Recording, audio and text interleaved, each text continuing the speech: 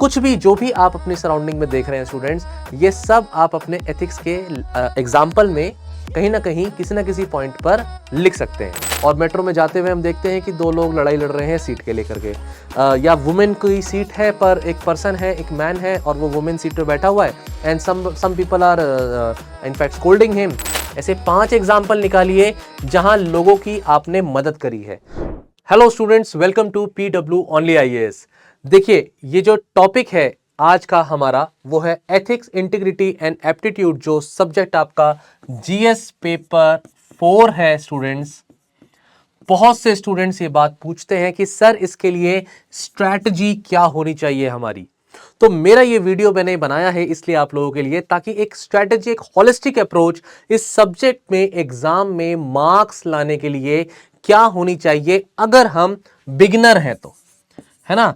लेकिन अगर मान लीजिए आप अभी इस समय बिगिनर नहीं हैं और आप अपनी तैयारी कर चुके हैं, एक बार अपने सब्जेक्ट को अच्छे से पढ़ चुके हैं, तो सर अगर मैं एडवांस स्टेज पर हूं तो मुझे अपने एग्जाम में इस पर्टिकुलर सब्जेक्ट में मार्क्स इंप्रूव करने के लिए क्या करने की जरूरत है और मैं क्या करूं, इसके बारे में बताइए। तो देखिए, दोनों ही क्वेश्चंस स्टूडेंट्स, मैं इन दोनों ही क्वेश्चंस को, आपके इन दोनों क्वेश्चंस को आंसर करूंगा इस वीडियो में। ये जो पर्पस है वीडियो बनाने का वो यही है कि सर हमने आपकी वीडियो देखी, जो पर्टिकुलर वीडियो आपकी 34 आवर्स की अप्रॉक्सीमेटली एथिक्स की है, हमें अच्छी लगी सर। बहुत से स्टूडेंट्स ने कमेंट्स किए हैं मुझे, मैं बहुत थैंकफुल हूं स्टूडेंट्स का कि उन्होंने इतना पॉजिटिव रिस्पॉन्स दिया है वीडियो को।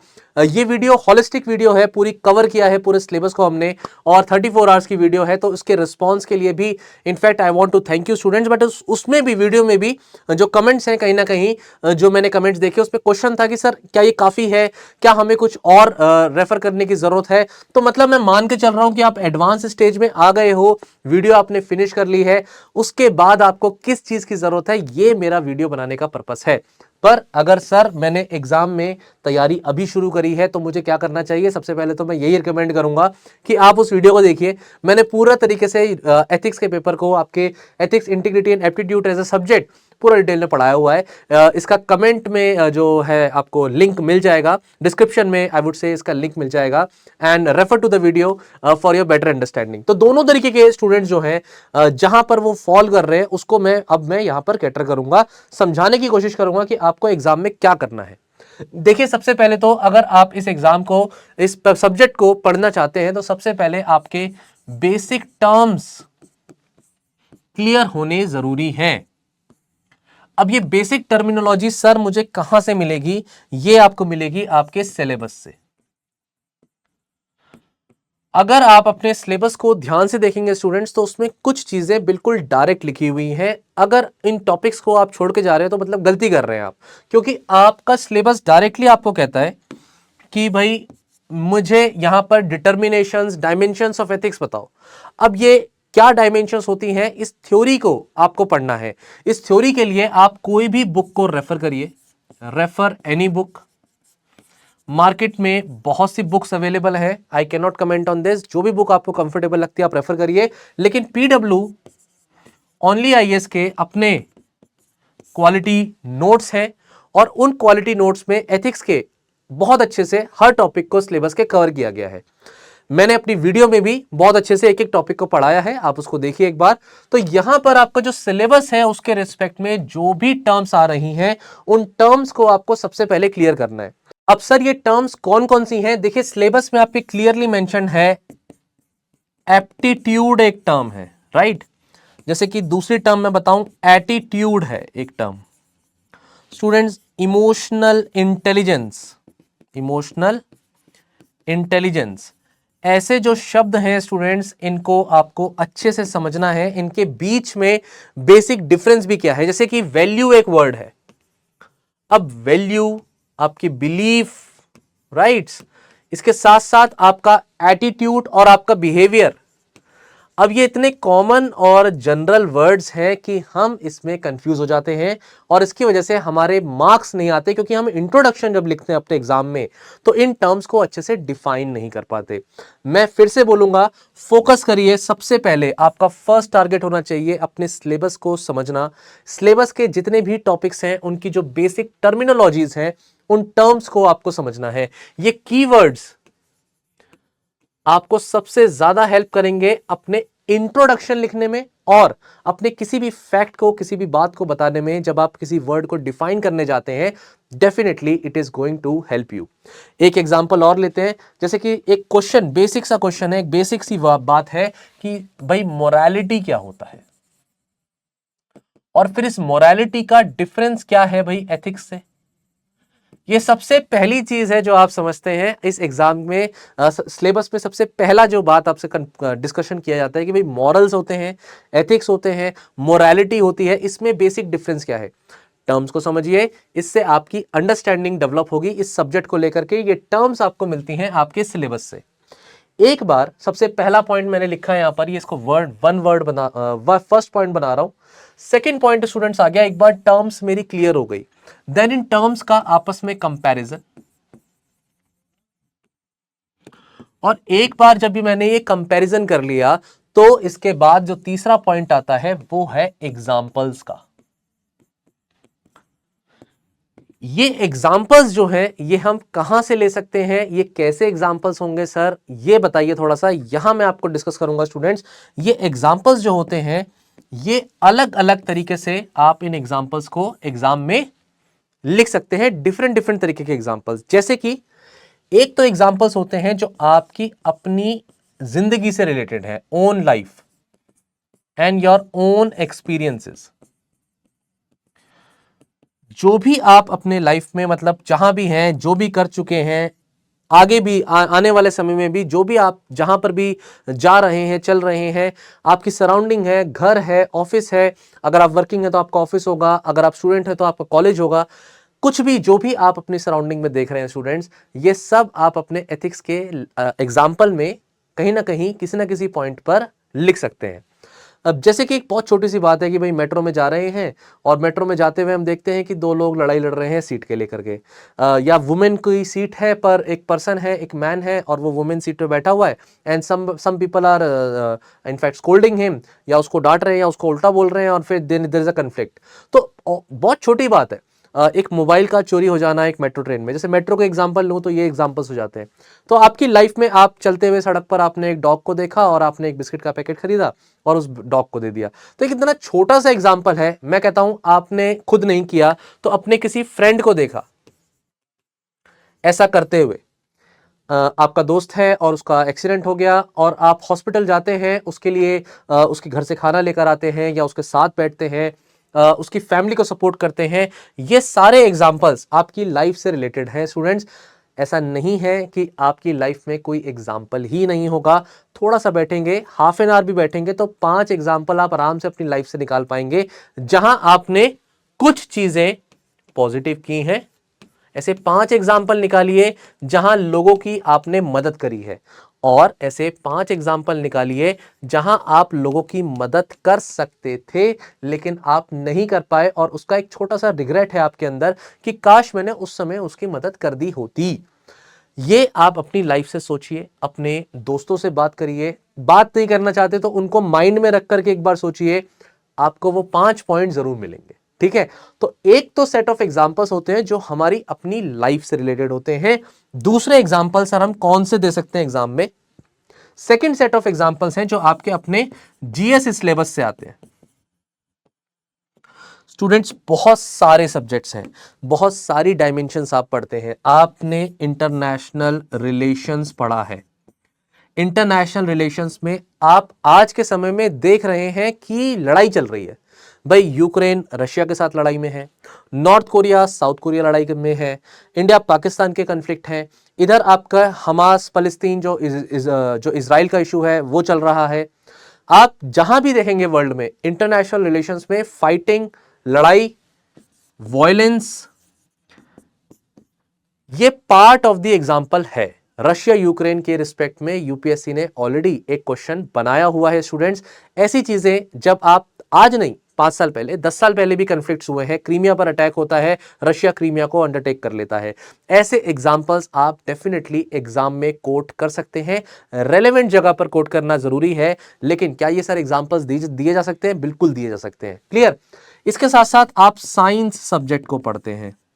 साइंस सब्जेक्ट में इतने सारे एग्जाम्पल्स हैं स्टूडेंट्स। आप पढ़ते हैं कि भाई जीन थेरेपी होनी चाहिए, राइट, हम देख रहे हैं, हम पढ़ रहे हैं।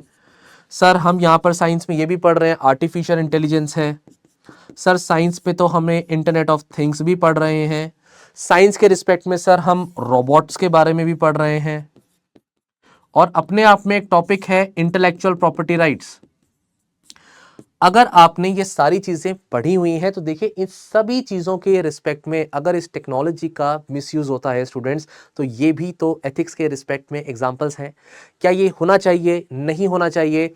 एथिक्स में पेपर में तो इनफैक्ट आर्टिफिशियल इंटेलिजेंस को लेकर के एक क्वेश्चन ऑलरेडी पूछा है एग्जाम में यूपीएससी ने। तो ये देखिए यूपीएससी ऑलरेडी डायरेक्टली पूछ रहा है। बस पॉइंट ये है कि रेलेवेंट एग्जामिनेशन के टाइम पर उस समय इस एग्जाम्पल को याद करना, रिकॉल करना और पेपर पर रेलिवेंट जगह लिखना ये जरूरी है। लेकिन क्या सर ऐसे एग्जाम्पल दिए जा सकते हैं? बिल्कुल दिए जा सकते हैं स्टूडेंट्स। अब आप अपनी सोसाइटी में देखिए, तीसरा सब्जेक्ट सोसाइटी। आप अपनी सोसाइटी में देखिए तो सोसाइटी में इतने सारी चीजें हैं जो डिस्क्रिमिनेशन आप देखते हैं। जैसे कि सर एग्जांपल दीजिए, तो मैं अगर यहां पर एग्जांपल लूं स्टूडेंट्स, तो एक अभी रिसेंटली एक केस है जो सुप्रीम कोर्ट का ऑर्डर भी आया है सेम सेक्स मैरिज को लेकर के। भाई ऑर्डर ये आया है कि सेम सेक्स मैरिज को वैलिडेट लीगल नहीं किया जा सकता। क्लियर? अब ये एग्जांपल करंट अफेयर्स का स्टूडेंट्स एथिक्स के पेपर में कोट किया जा सकता है जहां भी रेलेवेंट आपको लगे। बहुत सारे मुद्दे हैं, बहुत सारे इश्यूज हैं हमारी सोसाइटी के। पॉवर्टी है, इनइक्वालिटी है। ऑक्सफैम रिपोर्ट आप पढ़ते हैं, एक रिपोर्ट आपने कहीं और पढ़ी, लेकिन उस रिपोर्ट के बारे में आप एथिक्स के पेपर में बता सकते हैं कि देखिए ये रिपोर्ट भी क्लियरली कहती है कि हमारी सोसाइटी में इनइक्वालिटी है, इंडिया में इनइक्वालिटी है। और इस चीज को आप एग्जाम में लिख करके आइए, बिल्कुल कोट करके आइए। ये फैक्चुअल नॉलेज आपको नॉलेज डिस्प्ले नहीं करनी है, लेकिन अगर किसी पॉइंट को सब्सटेंशिएट करना है तो आप इन एग्जांपल्स के साथ लिख सकते हैं, डेफिनेटली लिख सकते हैं। करप्शन परसेप्शन इंडेक्स होता है। करप्शन आपका टॉपिक भी है यूपीएससी के सिलेबस में, जैसे मैंने पीछे बताया था। अब इस सिलेबस के रिस्पेक्ट में अगर आपको इंट्रोडक्शन शुरू करना है और करप्शन परसेप्शन इंडेक्स से इंडिया की ये रैंकिंग निकल के आती है रिसेंटली, अगर उस चीज को आप लिखते हैं तो डेफिनेटली आप एग्जाम में अपने इंट्रोडक्शन को वहां से शुरू कर सकते हैं, या फिर आप कंक्लूजन में भी इस बात को लिख सकते हैं। देखिए मैं एग्जांपल्स ही दे सकता हूं अभी आपको डिफरेंट डायमेंशंस के, लेकिन क्या ये चीजें आप जीएस पेपर में अपने नहीं पढ़ रहे? बिल्कुल पढ़ रहे हैं। तो क्या एग्जाम में उसके एग्जांपल्स आप नहीं लिख सकते? बिल्कुल लिख सकते हैं। देखिए ज्योग्राफी भी सब्जेक्ट अगर है ना, तो ज्योग्राफी सब्जेक्ट का भी मैं मानता हूं इसका भी रोल है कि इसके भी एग्जाम्पल्स आप लिख सकते हो। देखो कैसे मैं ज्योग्राफी के सब्जेक्ट को अभी लिंक करूंगा यहां पर इंटेलेक्चुअल प्रॉपर्टी राइट से। देखिए जीआई टैगिंग आपको पता है, ज्योग्राफिकल इंडिकेटर्स जो हम देते हैं। अगर किसी पर्टिकुलर प्रोडक्ट को किसी एक रीजनल लोकल प्लेस से कोरिलेट कर करके इकोनॉमिक्स को बूस्ट करने की कोशिश है सरकार की, तो ज्योग्राफी आती है, लोकेशन आती है, लेकिन उसके साथ साथ इंटेलेक्चुअल प्रॉपर्टी का इशू आता है कि भाई आप उसे जीआई टैगिंग दे रहे हैं ताकि आप उसको रिकॉग्नाइज कराएं कि इस जगह से वो कोरिलेटेड है। लेकिन अगर जीआई टैग किसी चीज को नहीं मिलती और उससे पहले अगर उसके जो राइट्स हैं वो कोई और प्राइवेट कंपनी, कोई फॉरेन कंपनी आकर के उसको ब्रीच करना चाहे, तो ये आईपीआर का इशू हो जाता है। अब बासमती राइस का अपने आप में एक इशू, एक एग्जांपल है। इसके रिस्पेक्ट में इंडिया ने लिटरली लीगल फाइट भी लड़ी है। तो ऐसी चीजें, ऐसी नॉलेज जो आप ले रहे हैं उस नॉलेज को जरूर लिखिए एग्जाम में स्टूडेंट्स, बहुत इंपॉर्टेंट है। अब देखिए ज्योग्राफी के रिस्पेक्ट में बताता हूं मैं आपका, डिजास्टर और ज्योग्राफी को रिलेट करते हैं। डिजास्टर में आपका उत्तराखंड का एक बहुत बड़ा एक कैलामिटी होती है, इशू होती है, क्लाउड बर्स्ट की घटना होती है, 2013 का इशू है इफ आई रिमेंबर करेक्टली। और डेफिनेटली उसमें एनवायरनमेंट का एंगल है, ज्योग्राफिकल लोकेशन का एंगल है। लेकिन ऐसे टाइम पर ऐसी डिजास्टर जब होती है तो ह्यूमैनिटी क्राइसिस होती है, और ऐसे में कुछ लोग अच्छा काम करते हैं, अच्छाई की सोचते हैं, एथिक्स का वो एंगल निकल के आता है जहां लोग मदद करने पे आते हैं। वहीं लोग दूसरे के साथ, इनफैक्ट ऐसी सिचुएशंस भी आई हैं, ऐसे एग्जांपल्स भी आए हैं जहां in fact people are looking for help, लेकिन कोई हेल्प करने के लिए तैयार नहीं है। तो देखिए वहां पर एथिक्स का एंगल आता है कि एडवर्स सिचुएशन में भी क्या आप एथिकल रह सकते हैं, क्या आप लोगों की मदद कर सकते हैं। तो बिल्कुल ज्योग्राफी का एंगल है। अभी देखिए इलीगल कंस्ट्रक्शन होता है, माउंटेन एरियाज है वहां पर इलीगल कंस्ट्रक्शन होता है, गवर्नमेंट की परमिशन नहीं है फिर भी आप इलीगली कंस्ट्रक्शन कर रहे हैं, होटल बना रहे हैं, या लेट अस सपोज वहां पर आप जो है कोई कमर्शियल एक्टिविटी कर रहे हैं, अपना घर ही बना रहे हैं। अब विदाउट परमिशन अगर आप घर बना रहे हैं और गवर्नमेंट ये कहती है कि भाई ये तो अर्थक्वेक प्रोन एरिया है, यहाँ पर इतनी स्टोरीज के ऊपर बिल्डिंग नहीं बननी चाहिए, क्या होना चाहिए नहीं होना चाहिए, एनवायरमेंट प्रोटेक्शन से रिलेटेड इशू आता है, तो देखिए ये डेफिनेटली आप इस सब्जेक्ट में यहां पढ़ेंगे और उसके उस डायमेंशन को समझिए कि केस स्टडीज की फॉर्म में या फिर आपको थ्योरी क्वेश्चन मार्क क्वेश्चन के फॉर्म में आपसे पूछी जा सकती है। अब देखिए ज्योग्राफी में स्ट्रैटेजिक पोजीशन जो होती है, लोकेशन जो होती है, उसकी एक वैल्यू होती है। आर्कटिक सर्कल है, आर्कटिक सर्कल के रिस्पेक्ट में आप देखिए कि जैसे जैसे धीरे धीरे एनवायरमेंट का अगर एंगल में इसमें टच करूं, मैं लिख देता हूं यहां पर एनवायरमेंट, तो क्लाइमेट चेंज की वजह से स्टूडेंट्स, क्लाइमेट चेंज की वजह से अब धीरे धीरे आर्कटिक जो रीजन है वहां पर आइस ब्रेक कर रही है। डेफिनेटली नए रूट्स खुल रहे हैं, या आप पढ़ते हैं करंट अफेयर्स में भी बहुत सारी बातें आप इससे रिलेटेड पढ़ते हैं। अब वो रूट्स, नए नए रूट्स अगर ओपन हो रहे हैं तो डेफिनेटली एक स्ट्रेटेजिक एडवांटेज मिलता है उन कंट्रीज को जो आर्कटिक सर्कल में है। अब आर्कटिक के रीजन की एक ग्रुपिंग भी है, राइट, तो देखो आईआर से रिलेट कर रहा हूं मैं इसको। अब वहां की अपनी एक जियो पॉलिटिक्स है और कौन किसको सपोर्ट करेगा, उन रूट्स का कौन फायदा उठाएगा, कौन उन मिनरल एक्टिविटीज का फायदा उठाएगा, ये अपने आप पे एक क्वेश्चन है जहां पर कंट्रीज को एथिकल होने की जरूरत है, क्योंकि ह्यूमैनिटी सामने आनी चाहिए, ह्यूमैनिटी पर फोकस होना चाहिए रादर देन अपने खुद के इस पर्टिकुलर नेशनलिज्म को प्रोटेक्ट करना। अब क्या सही क्या गलत, ऐसे ही क्वेश्चंस को यूपीएससी पूछेगा। क्वेश्चन इजी होगा तो फिर पूछेगा ही क्यों, जब तक इसका कोई ऐसा दोनों तरफ से, दोनों डायमेंशन से सोच करके एक ऐसा आंसर ना निकले जो ये भी सही लगता है, ऐसे सोचें तो ये भी सही लगता है, तो वो दोनों तरीके के एंगल से आपसे पूछ सकता है और फिर उसकी ओपिनियन भी आपसे पूछ सकता है। तो मैं इसको डिटेल में पढ़ाने के लिए यहां पर नहीं हूं, मेरा पर्पस यहां पर है कि जो भी सब्जेक्ट्स आप पढ़ रहे हैं स्टूडेंट्स, इन सब्जेक्ट्स को बहुत अच्छे से जब प्रिपेयर कर रहे हैं तो इनके एग्जाम्पल्स को, सभी तरीके के एग्जाम्पल्स को आप एग्जाम में कोट कर सकते हैं, राइट। आईपीआर की मैंने बात करी थी तो लेज चिप्स का एक पर्टिकुलर एक इशू हुआ था जो फार्मर्स के साथ एक इशू हुआ था, राइट, वो भी अपने आप में एक एग्जाम्पल है। जब हम साइंस की बात कर ही रहे हैं तो आउटर स्पेस में बहुत सारी चीजें हैं जो अभी स्पेस डेब्रिस का एक इशू है, तो कंट्रीज को बहुत ही जहां पर जो है सोच समझ करके अपनी एक एक सैटेलाइट को भेजना चाहिए, ये भी एक डायमेंशन है। अब देखिए ये मुद्दे हैं जो सामने आ रहे हैं, फ्यूचर में ये प्रॉब्लम बनेंगे, आज भी हैं आगे भी होंगे, तो उसका एथिकल एंगल आज से हमें सोच करके चलना होगा। तभी अब जब ऐसे पॉइंट्स हम एग्जाम में लिखेंगे तो एग्जामिनर को भी समझ में आता है हाँ जी आप हर तरीके से हर डायमेंशन में सोच सकते हैं, लेकिन stick to the relevance to the question, do not digress from the question what has been asked to you, जो पूछा है वो लिखिए, उससे ज्यादा आगे पीछे जाएंगे ना तो फिर आपके पास ना समय है ना आपके पास वर्ड्स है, ठीक है। तो अब सब्जेक्ट कोई भी हो, सोशल जस्टिस है, पॉलिटी है, पॉलिटी के रिस्पेक्ट में भी डिफरेंट डिफरेंट जो अभी पर्टिकुलर गवर्नमेंट के पॉलिसीज होती हैं या जजमेंट्स होते हैं, उन सभी को आप कोट कर सकते हैं एग्जाम में विद एग्जाम्पल, ठीक है। जरूरी ही है क्या सर ये सब करना? देखिए जरूरी ऐसा सच कुछ नहीं है। जब आप स्टेटमेंट देते हैं ना कि मुझे ये लगता है ये सही है, तो उसके पीछे आपको एग्जाम्पल देने होते हैं। वहां अगर एग्जाम्पल आप रेलेवेंट देते हैं तब इसकी वैल्यू होती है, ठीक है। तो ये तो हो गया आपका फर्स्ट तरीके के, जो एक तरीके के एग्जाम्पल्स हो गए, मैं इसको मार्क कर देता हूं। सबसे पहला आपके अपने लाइफ एक्सपीरियंस से रिलेटेड, दूसरा आपके जीएस सिलेबस से जो भी आप पढ़ रहे हैं उससे रिलेटेड, और इसमें मैं करंट अफेयर्स भी ऐड कर रहा हूं। डन। देखिए तीसरा भी यहां पर पॉइंट है, और थर्ड पॉइंट के लिए मैं एक नेक्स्ट स्लाइड लेता हूं आपको। ये थर्ड जो सेट ऑफ एग्जांपल्स हैं स्टूडेंट्स जो आप यूज कर सकते हैं एग्जाम में, ये थर्ड सेट ऑफ एग्जांपल्स हैं students which is correlated to mythology. Mythology को आप जरूर एग्जाम में कोट करिए, ये एग्जांपल्स बहुत जरूरी है। जैसे कि आप क्या सीखते हैं रामायण से, आप क्या सीखते हैं महाभारत से, ठीक है, और भी बहुत सारी पंचतंत्र स्टोरीज हैं, माइथोलॉजिकल स्टोरीज हैं जो आपको एग्जाम में, आप अगर लगता है आप कोट कर सकते हैं तो आप जरूर कोट करिए। इसके अलावा आप बुद्धिज्म से क्या सीखते हैं?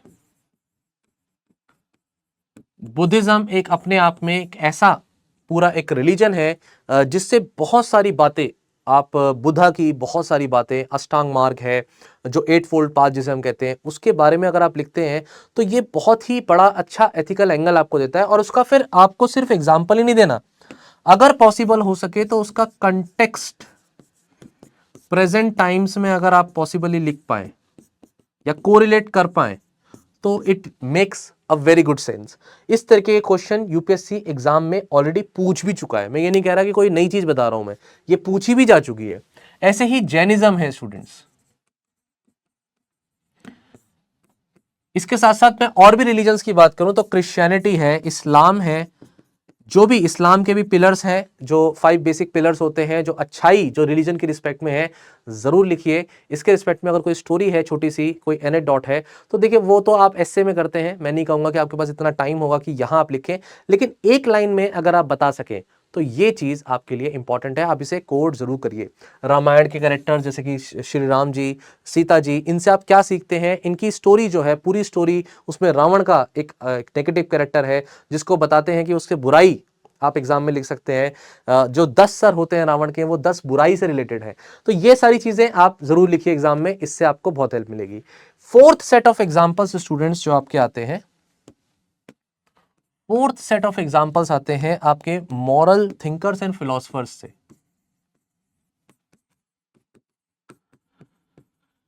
राइट एंड ये आपका अपने आप में सिलेबस का पार्ट भी है, जिसमें वेस्टर्न थिंकर्स, पर्टिकुलरली जो thinkers of the world and Indian thinkers आते हैं।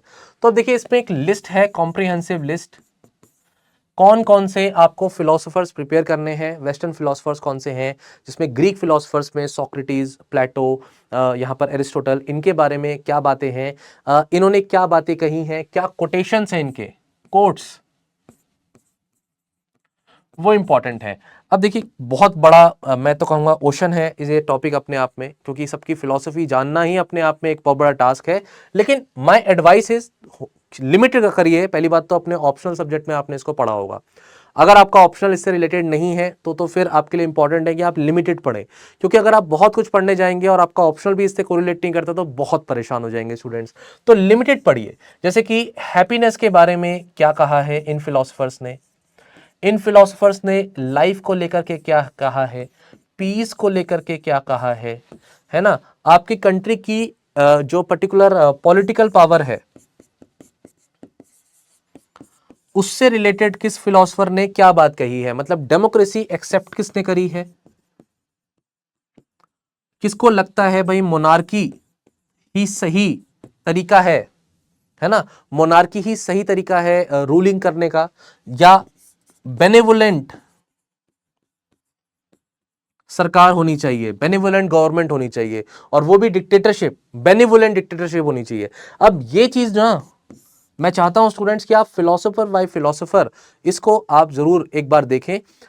अगेन हमारे पीडब्ल्यू ओनली के नोट्स में इसको बहुत अच्छे से बताया है, राइट, और उसमें टू द पॉइंट हमने उसमें जो है बाइफर्केशंस किया है, उसको पढ़िए। अब जैसे वुमेन के रिस्पेक्ट में अगर कोई फिलोसोफर है जो वुमेन केयर इकोनॉमी की बात करती हैं, तो वो कैरस गिलिगन है, ठीक है, कैरल गिलिगन है, तो उन्होंने इस बारे में बोला है। बाकी आयन रैंड ने कुछ कहा है, या फिर और भी जो फिलोसफर्स हैं उनको आप जरूर लिखिए। ये इमैनुअल कांत हैं, ठीक है, जॉन लॉकी ने क्या कहा है, इधर इमोशनल इंटेलिजेंस जब आप पढ़ते हैं तो डेनियल गोलेमैन ने क्या कहा है, डेविड ह्यूम ने क्या कहा है, स्टोइक्स स्कूल ऑफ थॉट है वो क्या कहता है। ये कुछ नाम है स्टूडेंट जो आपको करने होंगे। इसमें कुछ थ्योरीज हैं उनकी, कुछ एक्सपेरिमेंट्स हैं। Definitely I want you to prepare these things, क्योंकि ये एग्जाम में सभी स्टूडेंट्स प्रिपेयर करके जाते हैं और वो आपको सिलेबस में एक्सप्लिसिटली नहीं लिखा लेकिन करके जाना होता है। तो ये चीजें जब आप कर लेते हैं तो आपके लिए ईजी होता है स्टूडेंट्स कि आप एग्जाम में रेलेवेंट जगह पर एक कोटेशन या पर्टिकुलर किसी फिलोसोफर को कोट कर पाए, ठीक है।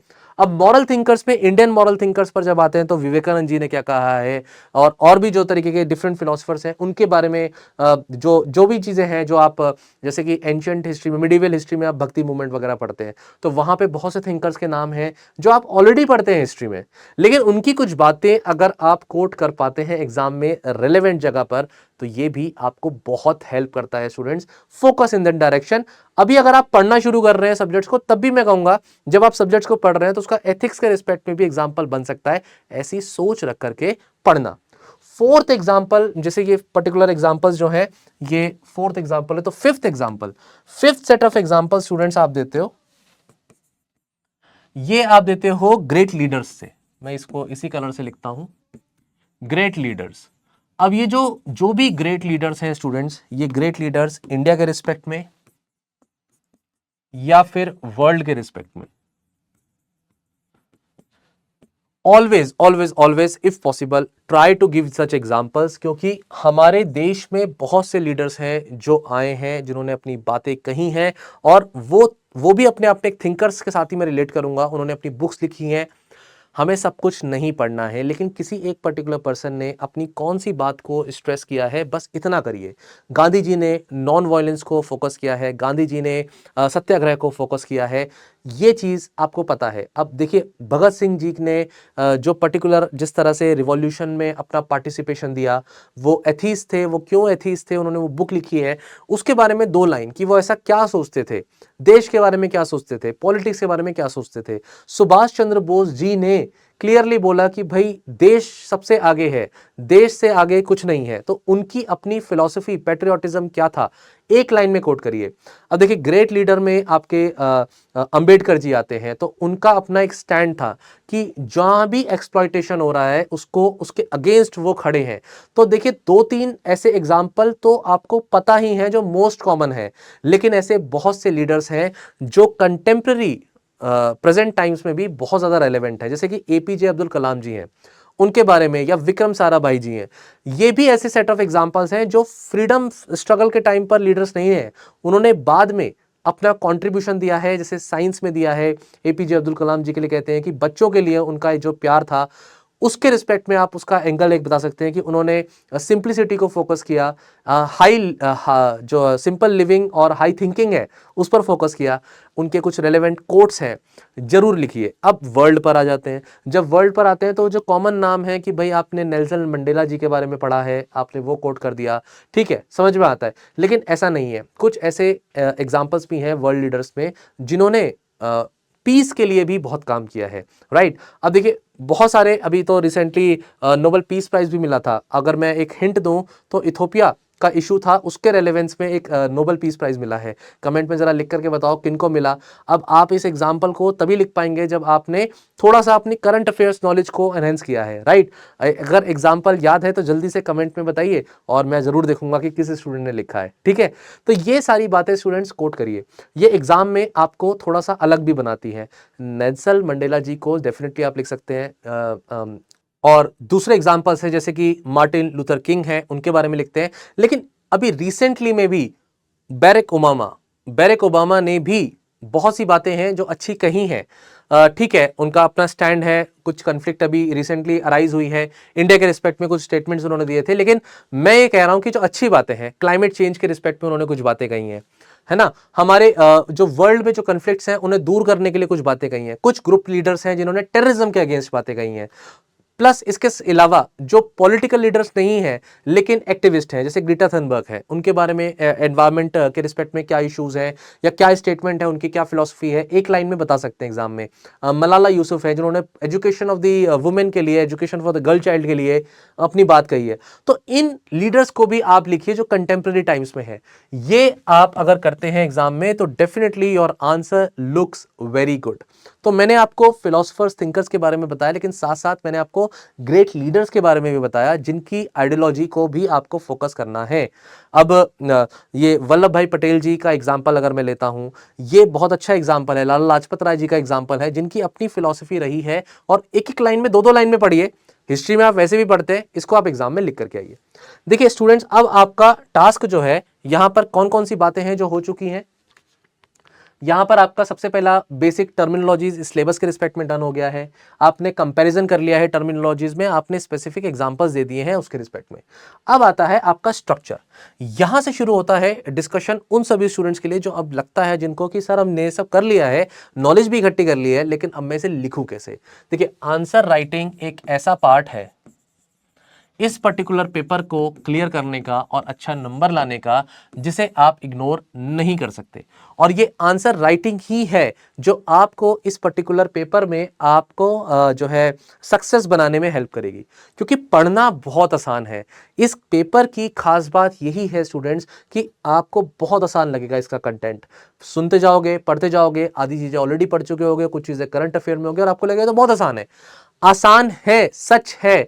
1.5 मंथ्स में इस सब्जेक्ट की प्रिपरेशन हो सकती है, लेकिन वो 1.5 मंथ्स मेरी एडवाइस है वो प्रीलिम्स के एग्जाम से पहले होना चाहिए। मतलब 6 महीने पहले या 5 महीने पहले प्रीलिम्स एग्जामिनेशन से आप अगर पहले ये पेपर की तैयारी कर लेते हैं और अपने नोट्स बना करके रख लेते हैं तो बहुत अच्छा है, ये बेस्ट सिनेरियो है।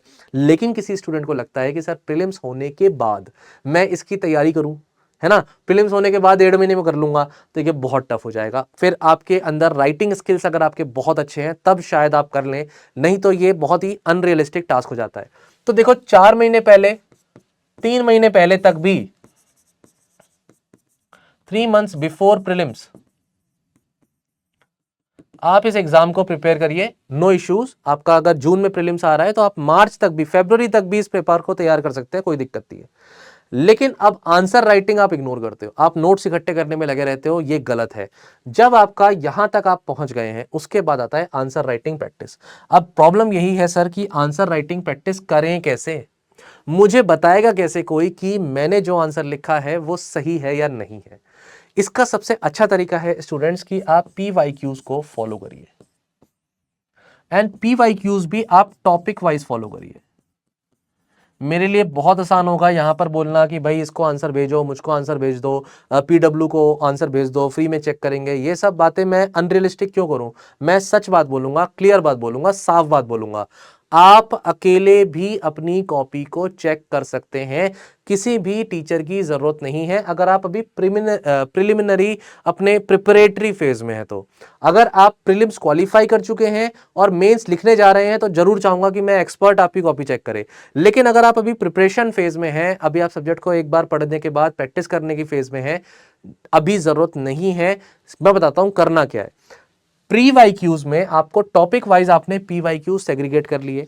अब आपने किसी टॉपिक को अच्छे से पढ़ा हुआ है, ये टॉपिक आपने लेट अस सपोज प्रिपेयर कर लिया, आपने जो सिविल सर्विसेज, पब्लिक सर्विसेज में जो क्या क्या वैल्यूज हैं, let us suppose foundational values prepare कर लिया आपने। क्या फाउंडेशनल वैल्यूज होनी चाहिए किसी सिविल सर्वेंट में? और मैं मान के चल रहा हूं कि आपने जो कीवर्ड्स हैं, इंटीग्रिटी है ना, ट्रांसपेरेंसी, अकाउंटेबिलिटी, राइट, और ये जो है नॉन पार्टीसनशिप, ऐसे की टर्म्स हैं, ठीक है, एम्पैथी है, ये की टर्म्स को आप समझते हैं, सिंपैथी, एम्पैथी, कंपैशन, ऐसे वर्ड्स को आप समझते हैं। आपने नोट्स बनाए हुए हैं, आपने सारी चीजें कर ली, सर मैं एडवांस स्टेज में हूं, जरा बताओ क्या करूं। टॉपिक वाइज आपने एक टॉपिक को प्रिपेयर किया, एक टॉपिक को प्रिपेयर करिए। इमोशनल इंटेलिजेंस प्रिपेयर किया है, ठीक है, आपने एप्टीट्यूड प्रिपेयर किया, उतनी यूनिट को प्रिपेयर करिए। तो ये डिफरेंट यूनिट्स का एक सेट बना लीजिए, मैक्सिमम 7 to 8 सेट बनेंगे। इनको आप एक एक बारी में प्रिपेयर करिए और उनके रिस्पेक्ट में जो भी टॉपिक वाइज, जो भी टॉपिक आपने चूज किया उसका PYQ, उसकी आंसर राइटिंग करिए, राइट। अब हो सकता है आपने PYQs देखे हुए हो, आपको पता हो कि सर ये क्वेश्चन था, मुझे तो वैसे ही पता है, फिर भी लिखिए, फिर भी कोशिश करिए लिखने की।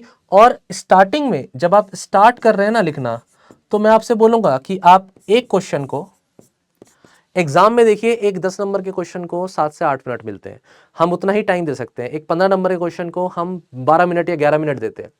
मैं आपसे कह रहा हूं, आप एक 10 नंबर के क्वेश्चन को, 10 मार्क्स के ही क्वेश्चन आते हैं एथिक्स के पेपर में वैसे भी, तो केस स्टडीज 20 मिनट मिलते हैं हमको एक पर्टिकुलर केस स्टडी लिखने के लिए, और 7 से 8 मिनट मिलते हैं एक 10 नंबर के क्वेश्चन को अटेम्प्ट करने के लिए। लेकिन मैं आपसे कह रहा हूं, आप 15 मिनट लीजिए, और जब भी आप आंसर राइटिंग प्रैक्टिस करें तो मिनिमम 4 क्वेश्चंस के साथ करिए। देखिए, ये मेरी एडवाइस है, मैं नहीं कहता कि मेरी एडवाइस बेस्ट है। अगर आपको लगता है सर हम डेली आंसर राइटिंग करेंगे 1-1 क्वेश्चन ईच, आपको लगता है वो फायदा कर रहा है आपको, तो करिए, कोई दिक्कत नहीं है। लेकिन मेरा ऐसा मानना है कि जब आप एक पर्टिकुलर टॉपिक को प्रिपेयर करते हैं और उस टॉपिक को प्रिपेयर करने के बाद मिनिमम 4 क्वेश्चंस 1 आवर में लिखते हैं, तब आपका रियलिटी चेक होता है कि कितनी प्रिपरेशन आपकी हुई है। कभी कभी क्या होता है कि एक क्वेश्चन हमने देखा, पढ़ा और लिख दिया, ये तो आसान होता है, लेकिन जब हम 4 क्वेश्चंस करने जाते हैं तो पहला अटेम्प्ट करने में हमारे 15 मिनट से ज्यादा लग जाते हैं, फिर दूसरा क्वेश्चन अटेम्प्ट करते हुए हमारे फिर 15 मिनट से ज्यादा लग जाते हैं, और फिर हमें पता होता है हमें थर्ड और फोर्थ क्वेश्चन भी अटेम्प्ट करना है, और अब हमारे पास रह गए हैं 20 मिनट्स, फिर 10 मिनट से ज्यादा इसमें लग गए। तो शायद जब टाइम का कंस्ट्रेंट होता है तब आपकी स्पीड बढ़ जाती है, सोचने की क्षमता बढ़ती है, और रिकॉलिंग वहां पर हो सकता है एकदम तेजी से हो सकता है ना भी हो पाए, इनिशियली नहीं हो पाती है। इसीलिए हम रिकॉलिंग की भी, अपने पॉइंट्स को याद करने की भी, रिमेंबर करने की भी कोशिश करते हैं। तो जब 4 क्वेश्चन आप एक साथ लिखते हो ना, तो आपका वो जो टाइम के साथ जो एक खेल होता है लिखने का और एकदम से रिकॉल करने का, वो एक्सपोज हो जाता है, और जितना ये एक्सपोज होगा उतना ही आपको फायदा होगा, क्योंकि जब टाइम की कमी होगी तब आप कैसा लिखते हो, यही तो चेक होना है। इनिशियल स्टेज पर आप बोलोगे कि सर फिर मैंने लिख तो दिया, मेरी कॉपी चेक कौन करे, तब मैं आपसे बोलूंगा कि देखिए सभी इंस्टीट्यूट्स ने, कोई भी इंस्टीट्यूट उठा लो, पीडब्ल्यू का नाम नहीं ले रहा मैं, कोई भी इंस्टीट्यूट उठा लो, सबने पीवाईक्यूज को सॉल्व किया हुआ है, सभी ने अपने मॉडल आंसर्स दिए हुए हैं। पीवाईक्यू की खास बात यह है कि हमारी प्रॉपर जो बुकलेट है उसमें हमने topic by topic proper answers दिए हुए हैं, टॉपिक वाइज, है ना, पेपर वाइज भी, ईयर वाइज भी हमने टॉपिक्स के आंसर्स दिए हुए हैं। तो ये बाकी इंस्टीट्यूट ने भी किया हुआ है। तुम्हें क्या करना है, कोई दिक्कत नहीं है, आपको सिर्फ और सिर्फ अपने जो पर्टिकुलर 4 क्वेश्चन आपने लिखे हैं उस टॉपिक से रिलेटेड, और जिस भी पेपर का उठा लिया आपने, 19 उठा लिया, 2020 उठा लिया, 2 पेपर उठाए, उसमें देखे आपने कौन कौन से क्वेश्चन आ रहे हैं उस टॉपिक के, आपने लिख लिए। 4 क्वेश्चन लिखो ना, स्टार्टिंग 4 से करो, फिर 6 पे आना, फिर 8 पर आना। क्लियर? अभी मैं इतना भी करना शुरू कर दोगे ना, मैं बता रहा हूं कॉन्फिडेंस आ जाएगा मेरे को लगता है कि आप कमेंट्स में खुद लिख करके बताओगे सर हाँ थोड़ा बेटर हो रहा है। लेकिन ये एक दिन में नहीं होगा स्टूडेंट्स, आप पूरे सिलेबस का करोगे ना, फिर आप पूरा 1 मंथ इसमें इन्वेस्ट करते हो, 1.5 मंथ इन्वेस्ट करते हो। अब जो स्टूडेंट मेरे को सुनकर के ये कर रहा है प्रैक्टिस शुरू, तो देखिए मेरा एडवाइस है कि इस पे एक बार करने से नहीं होगा, 2 बार, 3 बार, 4 बार, अपने पूरे सिलेबस को ही आपने 7 to 8 पार्ट्स में डिवाइड किया है, फिर उसमें भी आप सिर्फ 4-4 क्वेश्चन कर रहे हो, तो लेकिन 4 करने से फिर आपको लगता है कि भाई सारी फाउंडेशनल वैल्यूज कवर हो जाएंगी, ऐसा होगा नहीं। क्लियर? तो आपको रिपीट करना पड़ेगा इस पूरे प्रोसेस को। फिर आपके 14-15 टेस्ट जब आप दे दोगे 4-4 क्वेश्चन के, जो ऑब्वियसली पीवाईक्यूज है, और पीवाईक्यूज आप शुरू करिए 2014 से, 2015 से, 16, 17, 18, 19, 20, क्वेश्चन बहुत है आपके पास, क्वेश्चन बहुत हैं स्टूडेंट्स, लेकिन अब आप इस नॉलेज को अप्लाई करिए। कभी कभी आपको लगेगा कि सर मैं एक एग्जांपल इस क्वेश्चन में दे रहा था इस टॉपिक में, लेकिन वो मैं अब दूसरे में भी दे पा रहा हूं, तो ये अच्छी बात है, ये अच्छी बात है। लेकिन अब आप सोचिए कि अपने पूरे सिलेबस में अगर आप पूरा पेपर देते हो फुल लेंथ, और उसमें वही एग्जाम्पल्स आप हर आंसर में रिपीट करेंगे, तो ये तो अब अच्छी बात नहीं रही। क्लियर? तो रिकॉलिंग के लिए तो अच्छा है, लेकिन आपको यह भी देखना है कि जब आप फाइनल में जाएंगे फुल लेंथ में, तो सेम एग्जांपल्स नहीं रिपीट कर सकते। तो अपने एग्जांपल्स को एक्सपेंड करिएगा, अपने एग्जांपल्स के पॉइंट्स को बढ़ाइएगा, और अब इसको आप डिफरेंट आंसर की से, डिफरेंट सॉल्व्ड मॉडल पेपर से अपने आंसर को चेक करना। कुछ पॉइंट्स होंगे जो आपने जरूर मिस किए होंगे, और उन पॉइंट्स को अब आप रेड पेन से लिखना, जान पूछ करके अपनी उसी कॉपी पर रेड पेन से लिखना, देखो मैंने ये मिस किया, ये मिस किया। क्लियर? आपने जो लिखा वो तो अच्छी बात है, लेकिन जो छूटा वो ज्यादा इंपॉर्टेंट है। कोशिश करिए इस प्रैक्टिस को करने की, मैं और ज्यादा डिटेल में नहीं जाऊंगा, अपनी तरफ से प्लान आउट करिए, आप कर सकते हैं। लेकिन जब आपका इनिशियल फेज में है, अब आंसर राइटिंग करते हुए आपको किन चीजों का ध्यान रखना है। आंसर राइटिंग, कोई भी आंसर जब हम लिखते हैं तो उसमें एक इंट्रोडक्शन होता है स्टूडेंट्स, उसमें एक बॉडी पार्ट होता है, और उसमें एक होता है आपका कंक्लूजन पार्ट। हमें एग्जाम में अलग से ये शब्द लिखने नहीं होते, यहां से बॉडी शुरू हो रही है, यहां से इंट्रोडक्शन शुरू हो रहा है, नहीं। ये माना जाता है कि आपका इंट्रोडक्शन में आप कम से कम 3-4 लाइनें लिखते हो। जैसे मैं मान के चल रहा हूं कि आप 6 वर्ड्स लिख रहे हो एक लाइन में, तो 6 × 4 24 30 वर्ड्स तक, अप्रोक्सीमेटली आप 30-40 वर्ड्स तक, 150 वर्ड का अगर आपका है तो 30 वर्ड्स का आप इंट्रोडक्शन लिखते हो, 40 वर्ड्स का। इसके बाद बीच में, और ये कोई फिक्स्ड नहीं होता, ये फ्लेक्सिबल होता है, ऐसा नहीं कोई फिक्स्ड होता है। इसके बाद बीच में आप यहां पर बॉडी पार्ट में अपने पॉइंट्स देते हैं, जो भी आपसे पूछा गया है, जो भी व्यू पॉइंट आपसे क्वेश्चन में पूछा गया है वो पॉइंट्स देते हैं। जरूर कोशिश करिए कि इंट्रोडक्शन का आपके बॉडी से कोरिलेशन हो। अगर क्वेश्चन आपका इंटीग्रिटी से रिलेटेड है तो एक एस्पेक्ट हो सकता है कि आप इंटीग्रिटी की डेफिनेशन दें, उससे शुरू करें। एक एस्पेक्ट हो सकता है कि किसी एग्जाम्पल को देकर के आप इंटीग्रिटी बताएं, डेफिनेटली ये भी पॉइंट हो सकता है। एक तरीका हो सकता है कि किसी मॉरल फिलोसोफर ने इंटीग्रिटी के रिस्पेक्ट में क्या कहा है उसे कोट कर करके आप आगे बताएं अपनी बात को। अलग अलग तरीके के हैं, ये आपका डिपेंड करेगा। और PYQs के मॉडल आंसर्स को आप पढ़ भी सकते हैं स्टार्टिंग में। अगर आप बिल्कुल बिगनर हैं, 2023, 2022, 2021 के 3 साल के पेपर्स को आप एक बार उनकी मॉडल आंसर्स को पढ़िए भी। लेकिन पढ़ने का फायदा तभी है अगर आपने पहले से अपने सिलेबस को प्रिपेयर किया है। तो एक बार पहले वो काम करिए, फिर प्रीवियस ईयर क्वेश्चंस के आंसर्स को एक बार देखिए किस तरह से लिखा जाता है। और लिखना एक आर्ट है, लिखना ही एक्चुअली सब कुछ है इस पेपर में पास होने के लिए। इतनी एडवाइस मेरी तरफ से काफी है। अब मैं आता हूं केस स्टडीज पर स्टूडेंट्स। अच्छा, कंक्लूजन में आप किसी फिलोसोफर को कोट कर सकते हैं बिल्कुल, और आप बिल्कुल क्लियरली कह सकते हैं। मान लीजिए आप इन्वर्टेड कोट्स में नहीं लिखना चाहते तो आप कह सकते हैं कि according to so and so philosophers they have also said the similar things like the ta ta ta टा।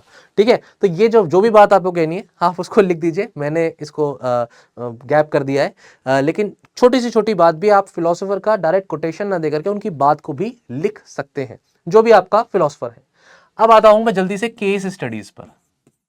स्टूडेंट्स, केस स्टडीज भी मैंने अच्छे से आपको पूरा बताया है कि कितने टाइप की केस स्टडीज हैं, किस तरीके से हम केस स्टडीज को सॉल्व कर सकते हैं विद एग्जांपल। मैंने ऑलरेडी इस प्लेटफॉर्म पर, यूट्यूब के प्लेटफॉर्म पर फ्रीली अवेलेबल है वीडियो, ये पढ़ाया हुआ है, उसको रेफर करिए पहली बात तो वीडियो को।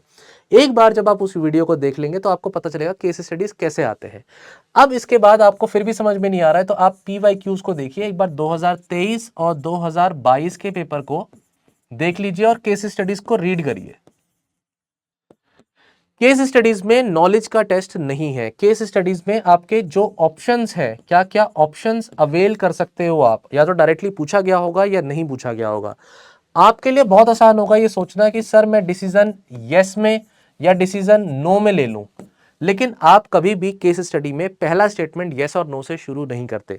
आप केस स्टडी का इंट्रोडक्शन देते हैं, उसके बारे में आप बताते हैं कि भाई ये केस स्टडी किसके बारे में है, इस केस स्टडी में क्या एथिकल इश्यूज हैं,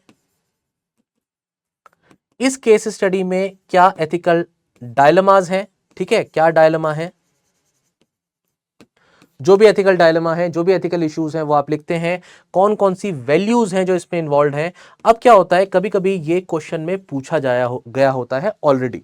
अगर ये ऑलरेडी पूछा गया है तो डिटेल में लिखना है। अगर ये क्वेश्चन में पूछा नहीं गया है तो आप 2 लाइन में इसको कट डाउन कर दीजिए, या फिर एक छोटा सा डायग्राम बना करके भी उसमें 4 बॉक्स बनाइए। मैंने पहले ही बताया है, इसमें आप यहां लिखिए अपना एम, इस केस स्टडी का क्या एम है, इस केस स्टडी में क्या ऑब्जेक्टिव है, कौन कौन से एथिकल इश्यूज हैं इसमें, और कौन कौन से स्टेक होल्डर्स हैं। Stakeholders, sir stakeholders क्या होता है? स्टेक होल्डर्स वो लोग होते हैं जो आपके इस डिसीजन से, जो भी आप डिसीजन लेंगे, या तो आप या कोई पर्टिकुलर पर्सनैलिटी जो भी उस क्वेश्चन में दी हुई है, उनके डिसीजन लेने से किन किन लोगों पर इंपैक्ट आएगा इस केस स्टडी में, उसके बारे में आप लिखते हैं कि ये सब लोग स्टेक होल्डर्स हैं। स्टेक होल्डर्स आपकी सोसाइटी भी हो सकती है, स्टेक होल्डर्स आपकी फैमिली हो सकती है। अगर आप अपने डिपार्टमेंट की तरफ से रिकॉग्नाइज, अपने जो है डिपार्टमेंट को रिप्रेजेंट कर रहे हैं, तो आपका डिपार्टमेंट भी स्टेक होल्डर हो सकता है, आप हो सकते हैं। किसी पर्सन को जो एथिकल है उसको भी ला सकते हैं कि स्टडी में स्टेक होल्डर्स में, जो जिन पर इंपैक्ट हो रहा है, जो जनरल पब्लिक है, वो भी स्टेक होल्डर हो सकती है। तो इस तरीके से स्टेक होल्डर्स आप बताते हैं, इसे हम कहते हैं स्टेक होल्डर्स अप्रोच। ये स्टेक होल्डर्स कभी कभी पूछे जाते हैं, कभी कभी नहीं भी पूछे जाते, बट उसके बाद एक क्वेश्चन जरूर होता है जहां ऑप्शंस अवेलेबल कौन कौन से हैं। जो भी फैसला आपका है, हो सकता है आपने अपने माइंड में क्लियर कर लिया हो ये फैसला है, लेकिन केस स्टडी को रिप्रेजेंट करने का एक तरीका है। इंट्रोडक्शन में केस स्टडी के बारे में बताइए, इसके बाद आप एथिकल इश्यूज, वैल्यूज या जो भी आपका स्टेक होल्डर्स है उन्हें बताइए। बॉडी पार्ट में आपको ऑप्शंस लिखने होते हैं, जो भी आप लिखते हैं ऑप्शन, उसमें आप देते हैं ऑप्शन नंबर 1 और उस पर पूरा स्टेटमेंट दीजिए कि आपका ऑप्शन 1 क्या है, पूरा एक लाइन में। इसके बाद आप एक बीच में लाइन खींचिए और बीच में लाइन खींचने के बाद आप इधर मेरिट्स और डीमेरिट्स के बारे में बताइए। मेरिट्स डीमेरिट्स के आप पॉइंट्स दे दीजिए, 1 2 3 मेरिट मुझे लगते हैं अगर मैंने ये डिसीजन लिया तो, और जो भी आपके 1 और 2 पॉइंट्स हैं, 3 पॉइंट्स हैं, 4 पॉइंट्स हैं, ज्यादा है कम है, वो आप उस हिसाब से लिखिए। ऐसा ऑप्शन 1 होगा, फिर ऑप्शन 2 होगा, ऑप्शन 3 होगा, 3 या 4 ज्यादातर ऑप्शन बनते हैं जनरली। और फिर उसके बाद आपसे पूछा जाता है कि भाई आपका कोर्स ऑफ एक्शन क्या रहेगा, या तो वो option he course of action हो सकते हैं, या फिर इन ऑप्शंस में से आप कौन सा ऑप्शन चूज करेंगे। ये क्वेश्चन पे डिपेंड करेगा कि क्वेश्चन में क्या पूछा गया है। जब ये चीज आप देख लेंगे तो उसके बाद आपको जस्टिफिकेशन जरूर देना है कि अगर आपने ऑप्शन नंबर 4 चूज किया है तो what are the reasons behind. और जब आप रीजंस देते हैं ना, तो यहां पर एक्सपेक्टेशन होती है कि आप मॉरल फिलोसोफर्स को जरूर कोट करें। हमेशा शायद नहीं भी हो पाएगा, कोई बात नहीं, अल्टीमेटली हमेशा के लिए नहीं है कि हमेशा ही करना है ऐसा, लेकिन अगर हो सके तो आप जरूर कोट करें कि भाई यूटिलिटेरियन अप्रोच है आपकी, है ना, सोशल जस्टिस थ्योरी है, राइट्स अप्रोच है कि भाई फंडामेंटल राइट ब्रीच हो रहा है इसलिए मैं ऐसा करना चाहता हूं, ह्यूमन राइट्स वायलेशन है इसलिए मैं ऐसा करना चाहता हूं, डिसीजन लेना चाहता हूं कि ये नहीं होना चाहिए, भाई राइट टू लाइफ है, राइट टू प्राइवेसी है, कुछ भी जो भी आप ले सकें कॉन्स्टिट्यूशन से जरूर इसमें कोटेशन, जो भी आप एग्जाम्पल है वो ले सकते हैं, या किसी फिलोसोफर का नाम ले सकते हैं कि भाई इमैनुअल कांत ये कहते हैं, जॉन लॉक ये कहते हैं, ठीक है, आप कोई भी फिलोसोफर का एग्जाम्पल लेकर के इस बात को, अपनी बात को कहिए। इसमें गांधी जी को भी कोट करा जा सकता है कि भाई गांधी जी खुद कहते हैं कि भाई कोई कॉमर्स के रिस्पेक्ट में, किसी प्राइवेट कंपनी के रिस्पेक्ट में, उसके बिजनेस फैलाने के लिए प्रॉफिट के हिसाब से कोई बात है और प्रॉफिट फैलाने के चक्कर में वो अनएथिकल काम कर रही है कंपनी, तो यहां पर हम ये भी कह सकते हैं कि भाई कॉमर्स जो कर रहे हैं विदाउट, जो गांधी जी भी कहते हैं कि भाई गांधी जी के 7 सिंस हैं, है ना, तो ये 7 सिंस जरूर याद करिए। और जो जो भी आपके पर्टिकुलर विदाउट मोरालिटी आप कॉमर्स करने जा रहे हो, ये अच्छी बात नहीं है, ये अपने आप में एक सिन है, गांधी जी का है पॉइंट, तो ये आप कोट करिए। ऐसे रीजंस आपको देने हैं कि आपने क्यों चुना इस पर्टिकुलर ऑप्शन को, और फिर अपने आंसर को कंक्लूड करना है। तो देखिए स्टूडेंट्स, ये केस स्टडी भी एक पूरी ना एक स्टोरी है, उस स्टोरी को आपको खुल करके एक्सपेंड कर करके उसमें अच्छी बातें, बुरी बातें, ये होगा तो ऐसा हो जाएगा, ये होगा तो ऐसा हो जाएगा, ऐसे ऑप्शंस क्रिएट करके अपने आंसर को प्रेजेंट करना है। Refer to the previous year questions, और प्रीवियस ईयर क्वेश्चंस को रेफर करने के साथ आपके ये प्रैक्टिस भी जरूरी है, प्लस इसमें टाइम भी है, क्योंकि लिमिटेड टाइम में आपको केस स्टडी लिखनी है। तो जब भी केस स्टडीज की प्रैक्टिस करने जाएं तो मैं कहूंगा स्टार्ट करने जा रहे हैं तो आप जब स्टार्टिंग करने जा रहे हो तो लिटरली एक केस स्टडी से करो, बस एक केस स्टडी, 1 केस स्टडी लिखो, बिल्कुल सिंपल सोचो। और इनिशियली पहली ही केस स्टडी लिख रहे हो जीवन की अपनी, 5वीं, चौथी 5वीं लिख रहे हो, तो टाइम को भूल जाओ, बस सोचो 30 मिनट्स लगे, चाहे 40 मिनट्स लगे, चाहे 50 मिनट्स लगे, लिखो, कोई बात नहीं। लेकिन फिर आपने जब कुछ केस स्टडीज प्रैक्टिस कर ली है तो देन इट कम्स कि आप कम से कम मिनिमम फिर 2 केस स्टडी सॉल्व करें एक साथ, और फिर थोड़ा टाइम बाउंड मैनर में करें कि सर मैं 20 मिनट 20 तो नहीं हो पाएगा स्टार्टिंग में, लेकिन 25 मिनट से ज़्यादा मैं दूंगा नहीं। और उसके बाद आप फिर उसको लिमिट कर दीजिए कि सर 40 मिनट्स में ही मुझे करनी है 2 केस स्टडी, फिर आप 4 केस स्टडी पे आ जाएगी, सर 1.5 घंटे में मैं 4 केस स्टडी करूंगा। तो इस तरीके से आप अपने टाइम को मैनेज कर सकते हैं स्टूडेंट्स, ये मेरा एक एडवाइस ही है। मैं नहीं कहता कि मेरी एडवाइस फाइनल है, लेकिन मेरे स्टूडेंट्स अगर आप में से किसी को भी अगर यहाँ हेल्प होती है मेरी बातों से, और कोई एक भी स्टूडेंट अगर यहां पर मेरी बातों से इस एग्जाम में इस सब्जेक्ट में नंबर लाता है, I will be successful and I will be feeling blessed at that point of time कि भाई मेरी वजह से किसी स्टूडेंट का यहां पर उद्धार हो गया या उसका थोड़ा सा फायदा हो गया। क्लियर? इसीलिए इसी सोच के साथ हमने वो वीडियो, कंपाइल्ड वीडियो भी आप लोगों को दी है कि आप अपने घर में बैठकर आराम से प्रिपरेशन करो, कोई दिक्कत नहीं है, लेकिन पढ़ो। पढ़ना ही एक तरीका है, अगर आप सोचते रहोगे तो नहीं होगा, चलना बहुत जरूरी है। हमेशा हर बच्चे को, मैं हर स्टूडेंट को अपने बोलता हूं, कीप वॉकिंग। कीप वॉकिंग सिर्फ एक तरीका है ये बताने का कि आपकी जर्नी जो भी है उसमें जो भी हिकअप्स हैं, जो भी अप्स एंड डाउन्स हैं, उसमें चलते रहना, रुक मत जाना, बैठ मत जाना कि कल करूंगा, परसों करूंगा, एक हफ्ते बाद करूंगा, अब ब्रेक ले लेते हैं। ब्रेक लेना अच्छी बात है, लेकिन प्लान्ड ब्रेक्स लेना ज्यादा बेटर है rather than unplanned breaks. And keep walking simply means कि आप अपनी जर्नी में चलते रहें, आगे बढ़ते रहें। हर पासिंग डे पर आपके अंदर ये फीलिंग होनी चाहिए कि आज मैंने कुछ सीखा, या मैंने जो सीखा था उसे मैंने रिवाइज करा, कम से कम एक कदम मैं आगे बढ़ा अपनी प्रिपरेशन में। इसी सोच के साथ मेरी बेस्ट विशेस सभी स्टूडेंट्स को, चाहे आप बिगनर थे या आप एडवांस स्टेज पर हैं, दोनों ही तरीके के स्टूडेंट्स को इस वीडियो से हेल्प मिलेगी। आई होप, एंड कमेंट्स में भी बताना कि क्या ऐसा है। ठीक है, तो thank you so much. Your mentor Siddharth is with you. Good wishes to you students. Thank you.